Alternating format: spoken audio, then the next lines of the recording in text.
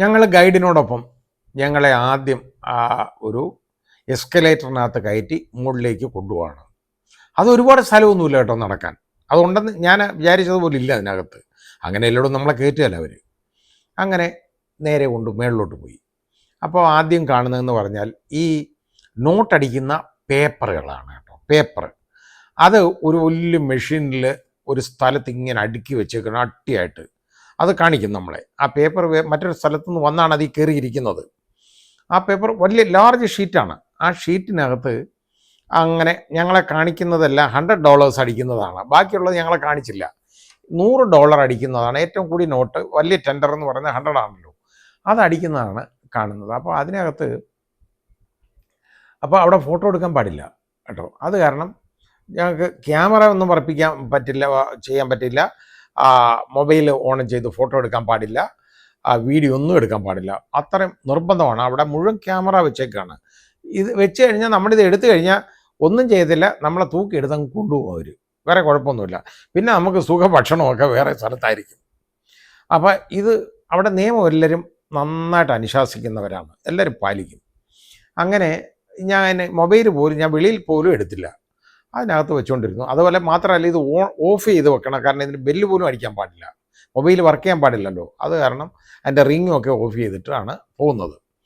അങ്ങനെ മുകളിലോട്ട് ചെല്ലുന്നു. ഈ ഷീറ്റ്, പേപ്പർ ഷീറ്റ്, നോട്ടടിക്കുന്ന പേപ്പർ.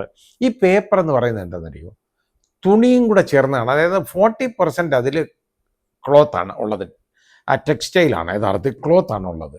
ബാക്കിയാണ് പേപ്പർ ഉള്ളത്. ഇത് അരച്ചുണ്ടാക്കുന്ന ഒരു പ്രത്യേക പേപ്പറാണ്. അപ്പോൾ ഇതിൻ്റെ കാരണം ഇപ്പം നമ്മുടെ $100 നമുക്ക് വെള്ളത്തിൽ വീണാലൊന്നും പേടിക്കണ്ട, ഒരു കുഴപ്പമില്ല, നമുക്ക് കഴിവെടുക്കാം.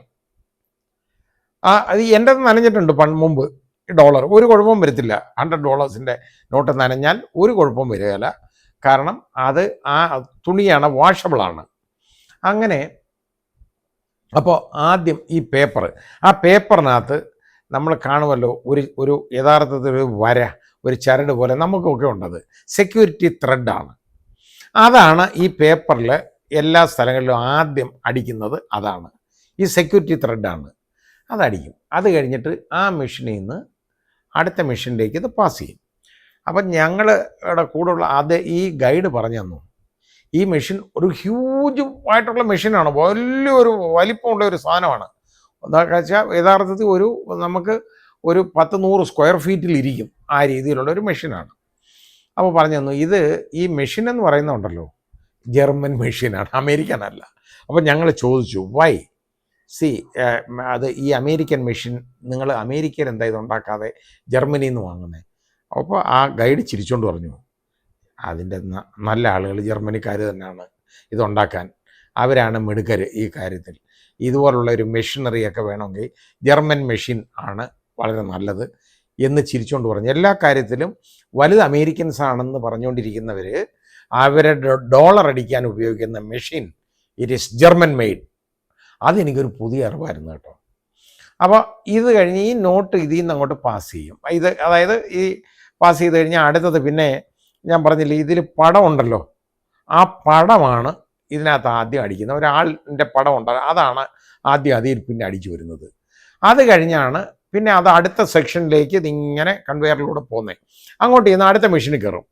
അവിടെ ഇങ്ക്, അതായത് ഈ ഡോളറിൻ്റെ ഇത് ഒരു പ്രത്യേക രീതിയിലാണ് ആ ഇങ്ക് ഉള്ളത്. അതായത് $1, $2 ആൻഡ് $5 ഇതിനെല്ലാം ഇതിനെല്ലാം പച്ചമഷിയാണ് യൂസ് ചെയ്യുന്നത്. നേരെ മറിച്ച് $50 യൂസ് ചെയ്യുന്നത് ഒരു ഗ്രേ ആയിട്ടുള്ള ഇങ്കാണ്. $50 എടുത്ത് നോക്കിയാൽ അറിയാം. പിന്നെ $100 ഉപയോഗിക്കുന്നത് നീലമഷിയാണ്, ബ്ലൂ ഇങ്ക്. അപ്പോൾ നമുക്കറിയാം ആ ബ്ലൂ ഇങ്ക് ഇങ്ങനെ വർക്ക് ചെയ്യുന്ന 2 മെഷീനുണ്ട്. അതിനകത്തുകൂടി ഇത് കയറിപ്പോവാണ്. കയറിപ്പോയിട്ട് തിരിച്ച് ഇറങ്ങി അപ്പുറം വരുമ്പോൾ അതിനകത്ത് നിന്ന് ഈ ഷീറ്റ് മുഴുവൻ $100 നോട്ടുകൾ ഇങ്ങനെ അടിച്ച് വെച്ചേക്കാണ്. അതാണ് നമ്മൾ കാണുന്നത്. ഇത് കഴിഞ്ഞിട്ട് ഈ $100 ഈ നോട്ട് ഇതിനകത്ത് ഇങ്ങനെ അടിച്ച് നിരത്തി വെക്കും. ഈ സ്റ്റാമ്പ് അടിച്ച് വെച്ചേക്കുന്ന പോലെ ഇങ്ങനെ അടിച്ചേക്കാണ് ഇതിനകത്ത്. എന്നിട്ട് പിന്നെ ഇത് നേരെ അടുത്ത മെഷീനിലേക്ക് പോകും. ഇതൊക്കെ കഴിഞ്ഞിട്ട് അടുത്ത മെഷീനിലേക്ക് പോയിട്ട് അവിടെ അവിടെ എന്നിട്ട് അത് ഒന്ന് ഉണങ്ങി വെളിയിൽ വരുമ്പോൾ ഇവർ പോയി ഷീറ്റുകൾ എടുക്കും, കൊണ്ടുവന്നിട്ട് ഇങ്ങനെ കെട്ടായിട്ട് ഷീറ്റ് അങ്ങോട്ട് എടുത്തിട്ട് തൊണ്ട് അതിൻ്റെ സൈഡ് ഇങ്ങനെ ഇടിക്കുകയാണ്. ഇടിച്ചതിന് ശേഷം എന്തിനാണെന്ന് എനിക്കതറിയില്ല. എന്നിട്ട് ഇതിങ്ങനെ വെക്കും, വെച്ചിട്ട് ഇതങ്ങോട്ട് ചുരുട്ടും ഒരു സൈഡിൽ നിന്ന്. ചുരുട്ടി കഴിഞ്ഞിട്ട് വീണ്ടും നിവർക്കും, എന്നിട്ട് അടുത്ത സൈഡിൽ നിന്ന് ഒന്നുകൂടെ ചുരുട്ടും, എന്നിട്ട് നിവർക്കും. അപ്പോൾ അതിൻ്റെ മെത്തേഡ് കഴിഞ്ഞു. എന്നിട്ട് ഇവർക്കത് കാണുമ്പോൾ അറിയാം. എന്നിട്ട് ഈ ഓരോ ഷീറ്റും പെട്ടെന്ന് പെട്ടെന്ന് പെട്ടെന്ന് പരിശോധിക്കുകയാണ്. അവിടെ അതിനാളുണ്ട്, വളരെ സൂക്ഷ്മമായിട്ട് പരിശോധിക്കും.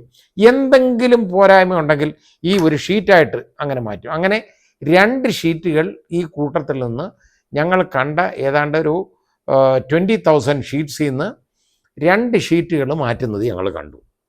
മാറ്റും. അത് സെക്യൂരിറ്റി റീസൺസാണ്, അവർ മാറ്റി. ഇത് കഴിഞ്ഞതിന് ശേഷം പിന്നെ അങ്ങോട്ട് പോകുന്നത് ഇത് കട്ട് ചെയ്യുന്ന മെഷീനാണ്. കറക്റ്റായിട്ട് ഇതിനങ്ങോട്ട് കട്ട് ചെയ്യും കേട്ടോ. കട്ട് ചെയ്തതിന് ശേഷം പിന്നെ അടുത്ത മെഷീനിലേക്ക് പാസ് ചെയ്യുകയാണ്.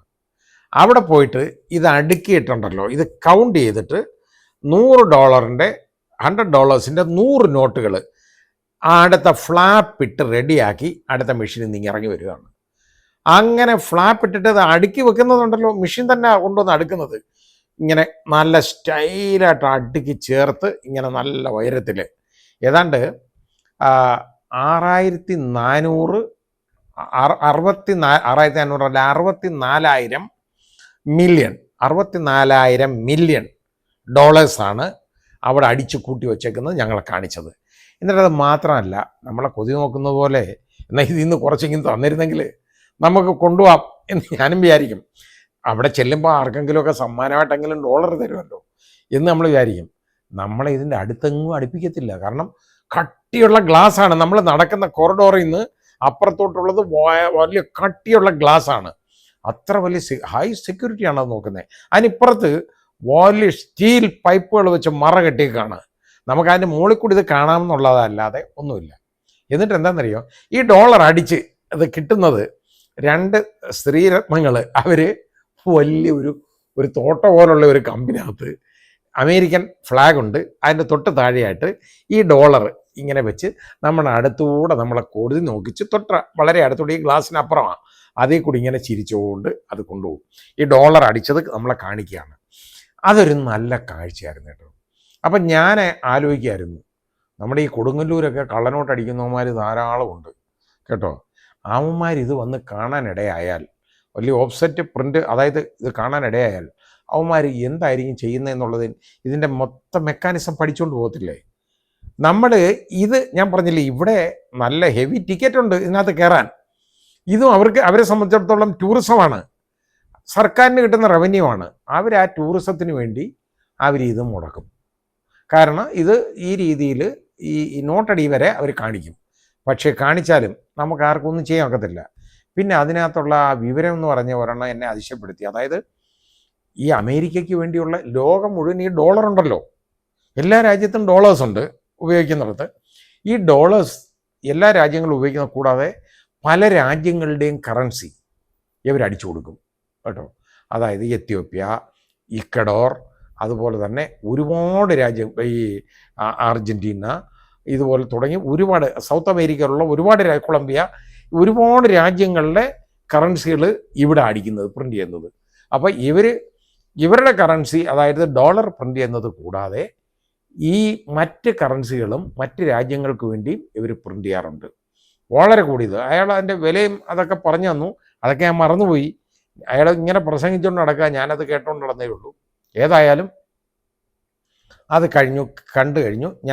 ഞങ്ങൾ താഴെ വന്ന് ഞങ്ങളെ കൊണ്ടുവന്ന് ഇറക്കിയപ്പോൾ അവിടെ ഇതിൻ്റെ അവിടെ ഫോട്ടോ എടുക്കാം എന്ന് ഞാൻ ചോദിച്ചപ്പോൾ പറഞ്ഞു. അവിടെ അതിൻ്റെ ഫോട്ടോയും ഈ ഡോളർ അടിച്ചു വെച്ചേക്കുന്നതിൻ്റെ ഫോട്ടോയും ഒക്കെ നമുക്ക് വളരെ അടുത്ത് കാണാം. അതിൻ്റെതും അതിൻ്റെ ചരിത്രമൊക്കെ അവിടെ എഴുതി വെച്ചിട്ടുണ്ട്. ശേഷം അടുത്തതിൽ